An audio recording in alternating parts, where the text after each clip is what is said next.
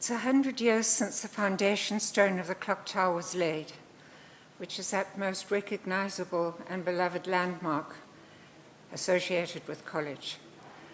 And it was built from funds that were paid in tribute to the over 1,000 old Andrians who went to fight in the First World War in 1914, and to commemorate the 125 who by 1918 had died in that terrible conflict. But because of the war and the pledge to spend money that was given for the education of the sons of the fallen, the clock tower itself was very slow in being built. The money wasn't coming in. And yet each gift, large or small, has a huge significance. Each grey stone in that tower, each hand of the clock, each tongue of a bell has a connection with some member of a family, of a friend, and of a loved one. In a way, it is the representation of a communal giving and grieving. In 1921, Admiral Sir William Goodenough was invited to college to lay the foundation stone. He was an admiral in the Royal Navy and had fought at the very famous Battle of Jutland. And you may wonder why an admiral was invited to lay the foundation of a clock tower when Grahamstown then is not a port. But the reason was because during the war, every week, the college boys gave their pocket money for treats for the sailors who were the crew of HMS Oak, which was a sturdy little destroyer in the Royal Navy. And it used to ferry dignitaries from the port to ships out at sea or in the harbour, and it was very distinctive because it was painted white, and the only ship in the Royal Navy that was painted white. And it carried many, many famous people. And it must have caused enormous excitement at college far away in South Africa when it was made known that their ship, the HMS Oak, transported the German admiral instructed at the end of the war to surrender the German fleet to Admiral Sir David Beatty, who was on the British flagship of the Royal Navy. And it was the morning of the 20th of November, exactly 103 years ago today, that sturdy little oak took the English king and queen, and with the royal standard flying at the flagmast, out to Scapa Flow in Scotland to inspect the German fleet that was interred there. So in laying the foundation stone of the clock tower, Admiral Goodenough said of the 125 old Andrian names that were engraved there, "The strongest of all ties bind you and them together, the common school that nourished you. You are bound too by the closest ties to those who have fallen, well remembered, well beloved. We may leave them calm and triumphant, their bodies at rest and their souls with God."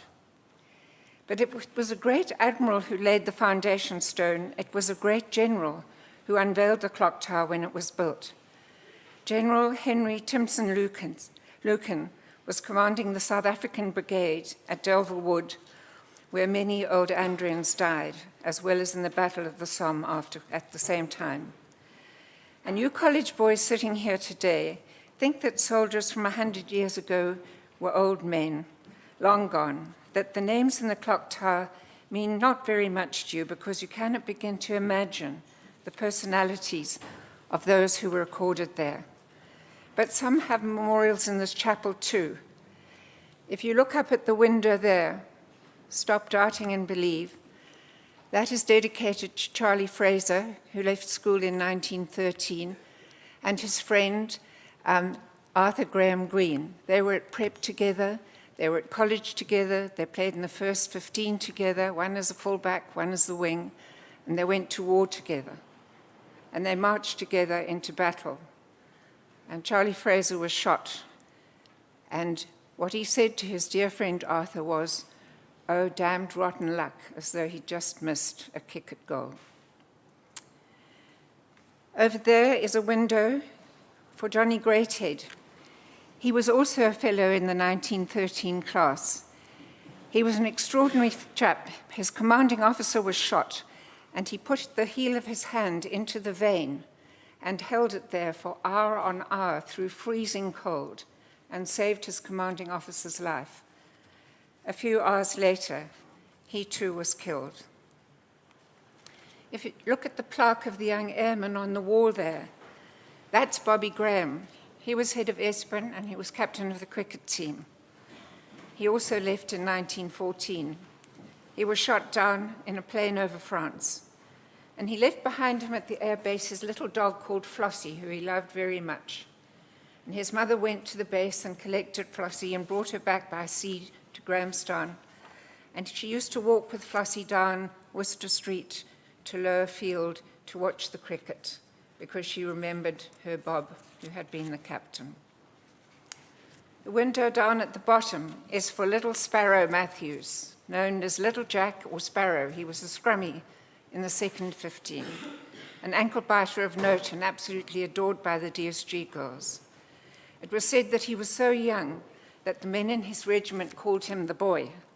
But when he was wounded and carried from the trench, waving and shouting, "I'll be back," there wasn't a dry eye.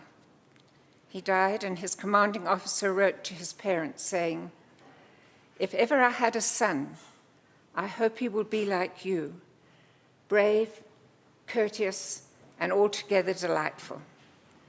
These were not old men. These were boys, not much older than you sitting here in chapel today. They played as you do, they learned, they laughed together like you do. And I believe that they're with us still. As General Lucan said in his address when the clock tower was completed, tradition is the lifeblood of a school or a regiment. In many distinguished regiments of the army, it is believed that the souls of the departed always march with the regimental colors. It is a fine belief which has inspired many a brave act.